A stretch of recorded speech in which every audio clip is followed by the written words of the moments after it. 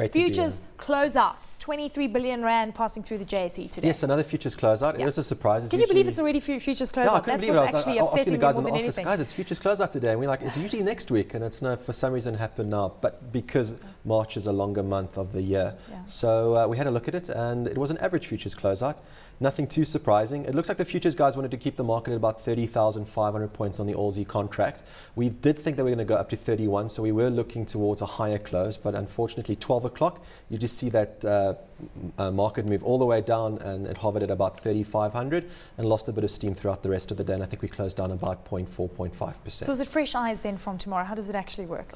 Well, I mean, we start from scratch, I guess, from the futures point of view. I mean, guys are probably already picking up some Aussies in any case for the next 3 months. But we're right at the top of this trading band that we've been in. We had an all-time high close on the JSE overall index yesterday, and I think the market's probably indicating a little bit of fatigue at the moment and a little bit of selling pressure coming through, but nothing to really delve into and have a look. I don't think we're going to start from scratch tomorrow. I just think we have a possibility of a bit of more of a downturn. Are you rebalancing portfolios? What are you doing right now? I mean, we keep talking about this cyclical rotation from the stocks that have been doing really well, such as the industrial sector overall, and then move into resources. It's a very fair question, actually. Well, look, we've been rebalancing in the sense of trying to find opportunities in this market. We do think the market has potential to rally further.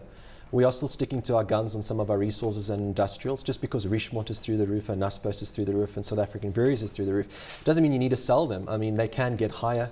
We still love our Exoras and Kumbas, and those continue to perform incredibly well for us. We are actually trying to get into a couple of Massmarts. That is something that's starting to pique our interest at the moment. Massmart doing very well. It went ex-dividend on Friday, and it moved down to about 168 Rand, and I see today closing at about 171. Competition Commission story seems to be not an issue anymore, so that's going to go in their favor. But from a longer term perspective, even though the PE ratio is completely out of whack, and I'm sure these people out there that are listening to me thinking I'm absolutely crazy, I would still buy Massmart on weakness, so that's something I would look at. But I think if you've had a winning formula in the last year or so, it's still worthwhile hanging on to those stocks. I know a lot of guys are looking for deep value. Construction's the next best thing, and I know that construction's done very well over the month of February into March. But I don't think we're there yet. I still think you're taking on a lot of risk there. And you can hear that from the CEO of Bell, actually. He still feels the construction sector, even though it's sounding better. If you have a look at even Barloworld and Bell, and you have a look at where they were in 2008. They sounded very cautious, though. I mean, they are a little bit, because what's happened is that mining wasn't so big back then. Well, it was still big, but their main order book was for the construction sector. That completely fell flat on its face. I mean, Bell's share price was at 5 Rand. Barloworld's share price was at 35 Rand. You see where they are now. I mean, Barloworld's 95, Bell's at 24. What happened? Well, mining took up a lot of that downturn. And if you look at a pie chart, it's completely reversed. Mining's the big contributor, construction a little bit smaller, but still significant. Now everyone's saying, well, look, this 300 billion Rand infrastructure spend is going to really benefit them. It's just a matter of how's it going to work through the system to really benefit them. But I mean, would you be buying into the construction space?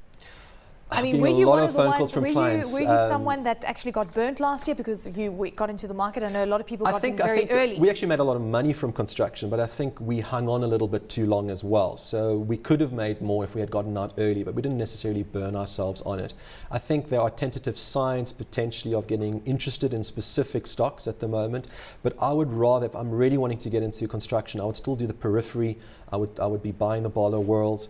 I would probably be nibbling at the PPCs if that's where you wanted to be. I wouldn't go directly into construction just yet. Okay, so this is the top 40 here, and we've got Naspers, which is at the top of the top 40, up almost. Why did that happen? Can you believe it? 400 and what is it now? 400 and it's sitting at almost 430. Exactly. Yeah. But I mean, we had some good results coming through from Tencent, which is its Chinese subsidiary. So again, Tencent is big for Naspers. It's not the do-all and say-all of the share, but from an investor perspective, it is. So if Naspers, it's an exciting point for traders out there. Correct. So Tencent was up 4% this morning in Asia, and that directly linked to an increase in Naspers. The reason for that increase, by the way, was quarterly profits were up by 15%. So even though Tencent has done tremendously well, it's still continuing with this drive forward. It's very interesting to see. It still wows me where Naspers is, but the trend's your friend until the end. Naspers? I'm not in as much quantity as I would like. I thought 400 was getting a bit expensive, so I tend to lighten there a bit. But so Investec has been on the flat line for quite some time from their earnings perspective, but this time not. full year earnings may drop by as much as 27%. It's very, very tough going and out it's there the bottom for of the top 40 today, investment down banks, over yeah. 3%. Yeah. Look, we've been steering clear of Investec for many a year at the moment, and so far we've been proved right. I know, again, deep value players are shouting out that financials are the way to go. I think if you really want to go for financials, go for maybe some of your retail banks if you insist, but steer clear of the investment banks, and Investec would certainly be one of them. Our favourites are still African Bank, and that's looking pretty good at the moment, almost touching 40 There's rand. a bubble coming through in the unsecured loan space. Haven't you heard though, Nicholas? There's a bubble in the property market in China. There's a bubble in the commodity market. There's always a bubble, but I think you must get out before that bubble pops, though. Fantastic. We have to leave it there. Thanks so Excellent. much, Nicholas. Great to have you on the program.